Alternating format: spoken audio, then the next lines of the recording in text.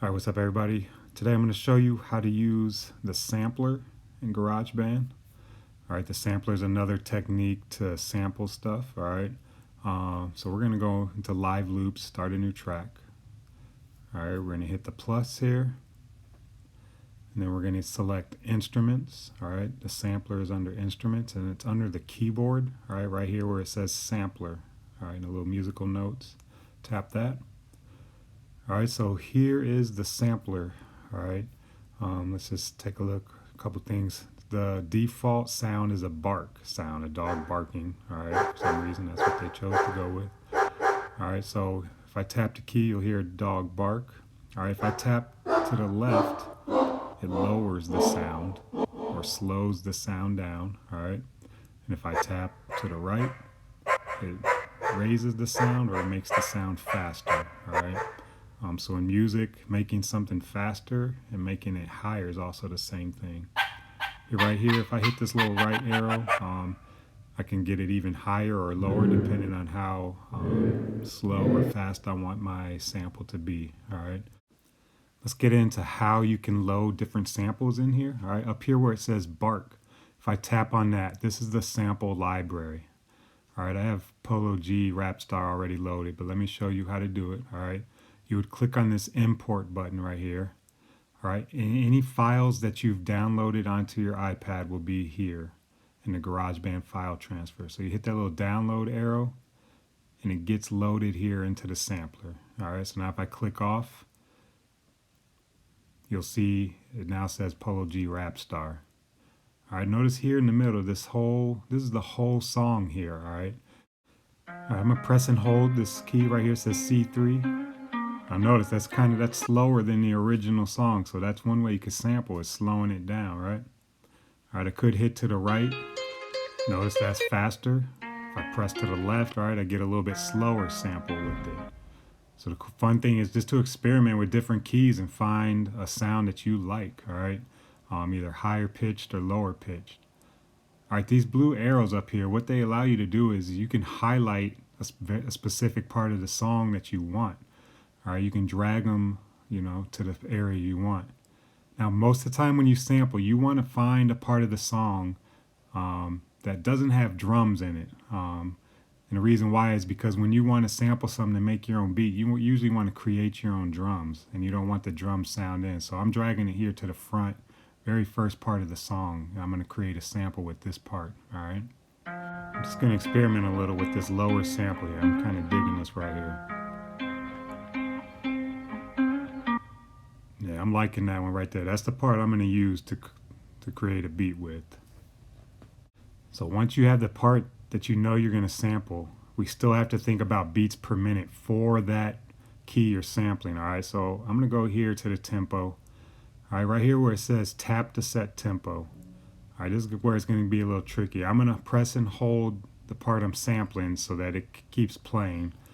And then I'm going to tap the tempo, all right? Before I do that, I'm making my sample longer so it can keep playing. All right. So this is a little tricky. So it might take me a couple tries here. So again, I'm going to press and hold the part I'm sampling, and I need to tap the beat. All right, so that I can get the beats per minute here, right here where it says tap to set tempo. All right. Keep messing up here. Sorry. So I'm pressing and holding. Now I'm going to tap to the beat. All right. Again, notice I'm tapping that 4 count that I feel with that beat. You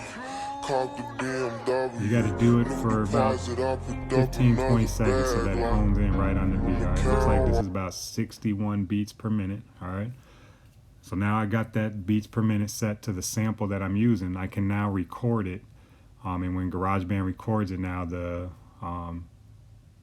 bars will match up right with that beat. All right. So when I go to make my drum track, the drum will now match this sample that I'm using. And that's why you need to match the beats per minute. All right, so now I'm going to record the beat I'm going to make.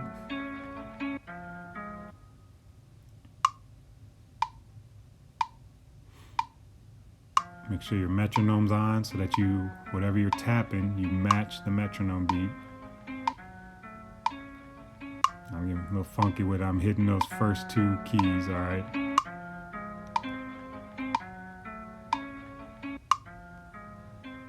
like that beat. All right, so now it recorded. I got my loop made. All right, and tap my waffle grid here. I'm gonna go back to live loops. All right, there's the loop I just recorded. All right, now if you want it to be perfectly on beat, there's something you can do to do it. So tap editing, tap settings. Right here where it says quantization, tap that. We're just gonna tap that first one, quarter notes. All right, what that does is it makes sure each of my sample notes is attached right to a quarter note beat. All right, so when it plays, it's gonna be perfectly on beat now. All right, now, after I have my sample, I'm just gonna show you how you can add in your own drum track. Again, this is kind of review. We're gonna hit instruments, go over to beat sequencer, all right? Now I want that beat playing while I'm making this so I can hear it, all right? Remember kick drum, first, third beat, clap goes on second and fourth beat. That's always a good start, all right? Then you can mix and match, all right, how you feel. All right, put some hi-hats in. All right, I hit that note repeat down there. I want that first one to be like a quick tap. So I hit the note repeat and then made that first hi-hat sound like that. All right, then I'm just gonna keep experimenting that note repeat, see if I like it in other places. All right, put some more hi-hats in there. I'm not sure I like that second note repeat hi-hat. I think I'm gonna take that off.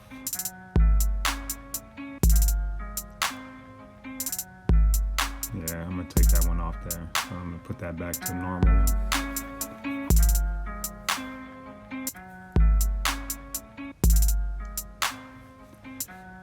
All right, now I'm gonna throw an open hi-hat in there. Remember, it goes in between two closed hi-hats, so I'm gonna put it right there.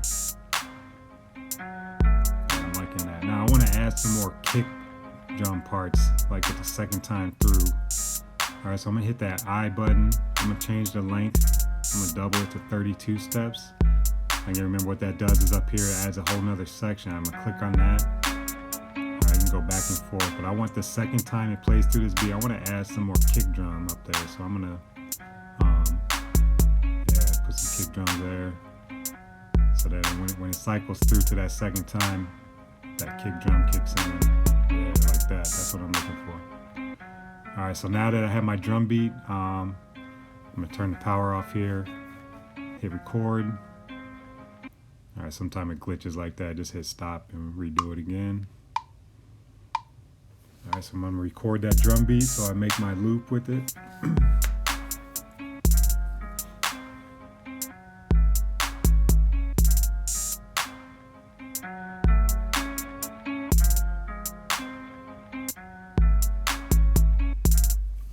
All right, got it recorded. All right, I'm gonna hit back to my grid here, live loops grid. So now I have my two loops. I got my sample loop and then my drum loop that I can now use to build a song structure with, all right? All right, yeah, that's groovy, all right? One little quick thing for those that have made it to the end of the video, one quick tip, if you hit the FX up there, that's a fun way to mess around with the filter here. All right, you can add different lo-fi effects. You can use this panning effect. It gives it kind of like a pumping feel, all right? So those are fun to mess around with, all right? So again, your goal is use the sampler. Try to find a song to sample. Remember, once you load it in, you press different keys, find a sample you like. All right, and then it's always important, remember settings, tempo, you gotta match the beats per minute. That's the trickiest part of this, but it's well worth the effort. All right, let's get cracking.